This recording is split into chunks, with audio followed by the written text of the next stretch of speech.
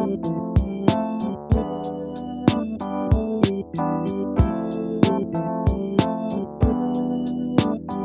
it going? All right, welcome back, guys. It's the Hivemind. We're here with Jonah Baseball. This segment, we're going to do Under the Influences. Start them off, Riley. All right. Wait, real quick, those fingerlings, they suck. Okay, yeah, he got that in. I hope I don't checked want them any out. kids with that. That's weird. Yeah, we found out that they're animatronic and they just squirm all over your hand. That's like the appeal of them. So, first question. So, Jonah, I read that you got the name Jonah Baseball from forgetting your last name at a baseball tryout. Is that true? Yeah, where'd you read that? Yeah. Yeah, that's kind of like how I got the name initially. Mm-hmm. Like I was trying out it for the baseball team. They said, "What's your name?" And I said, "Jonah." But then they said, "Jonah what?" And I just said, "Jonah," I think, again. He was like, "What? Jonah what? Jonah Baseball?" Something like that. Yeah. Honestly, don't even remember. I'm like pretty sure. Okay. That's how I got it. But how I really got it was like one of my favorite producers heard someone else call me Jonah Baseball and was like, "Whoa, that's got to be your music name too." Oh, okay.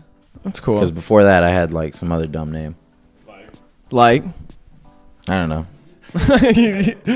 You can look it up some other time. Damn, I didn't dig deep enough. That's the real problem. You'd have to ask someone else. That's cool. I was looking at your collabs on SoundCloud today, and I saw you worked with like Brass Tracks Yeah, those are good friends. extensively. You know them pretty well. Mm-hmm. That's Yeah, pretty cool.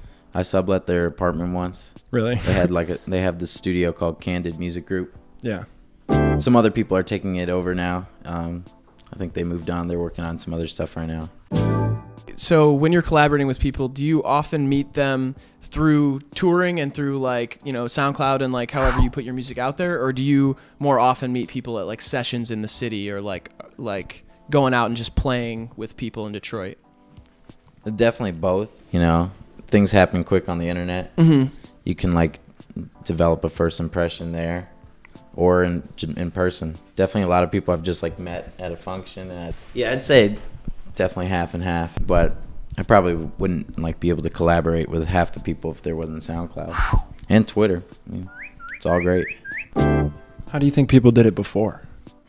They had to go hustle and they had to go be in the clubs. So is that just like is it just like a luxury now, meeting someone in person or like jamming with them? Yeah, I guess it's just a little bit less lazier. There's still a lot of shows all the time, but I mean, there's always places in cities where like you can just like count on a lot of influential and important people being in that room and making an impression in that room and just getting to know people. That was like something I took away from at U of M. I was like, I'm just around a lot of like, if I go to this spot, I know that there's going to be a lot of like musicians, important people that are like going to be good to know and enrich my life. And the same thing in Detroit. Paramita is like a great place to just go and meet and connect with people and hang out and music, like super good music always.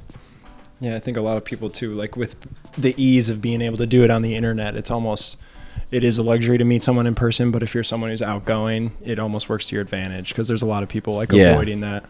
Yeah, you have to be like something special musically to like also not be a social person and like be out there. Which like my roommate was, surprisingly, like he couldn't care less about hanging out with a bunch of people just like riding people's dicks and all that. He doesn't do any of that. But he just puts out good music, and I feel like if you put out good music, people are going to find it.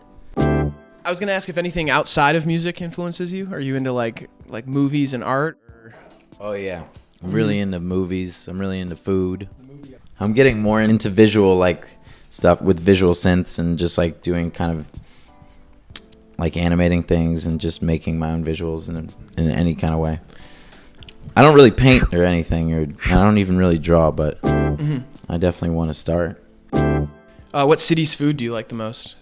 I was just in Austin for like 5 days, and there's endless good tacos and Thai food to get there. So were you hitting the food trucks, or were you hitting the actual? Mostly just eating at food trucks. Vancouver was fun. Oh yeah. Vancouver, really good sushi all the time. They're getting really good fish out there.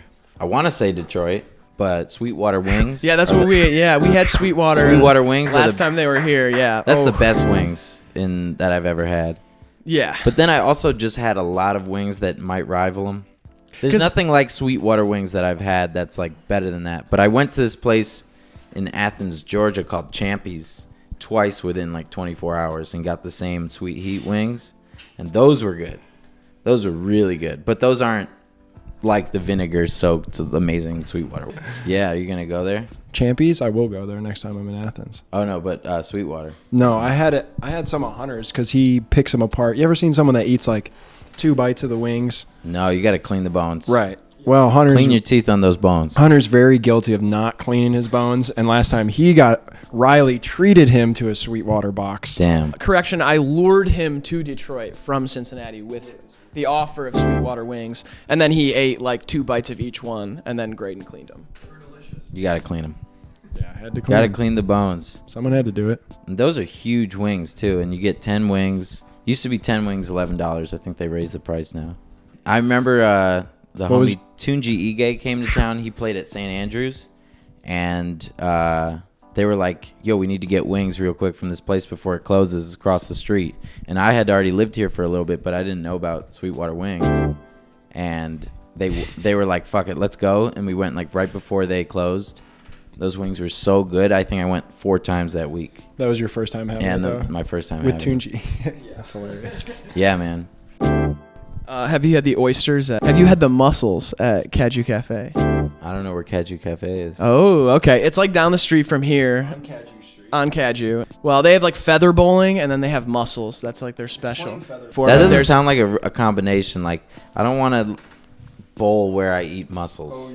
Okay, yeah. Feather bowling, I had never done this before. It's like a dirt path, and there's like feather on one side, feather on the other side, and you have these like rubber balls. Yeah, they're like rugby ball wheels, and you just like roll them, and you try to get it closest to the feather. But there's like all these. It's like bocce? It's like bocce. Yeah, it's like bocce.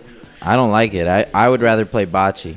I was actually like surprised about the like mussels and feather bowling. Somehow, like when you're there, they kind of go together. It makes sense. Like okay, I gotta try it. Yeah. And all the I gotta staff. stop knocking stuff before I try it.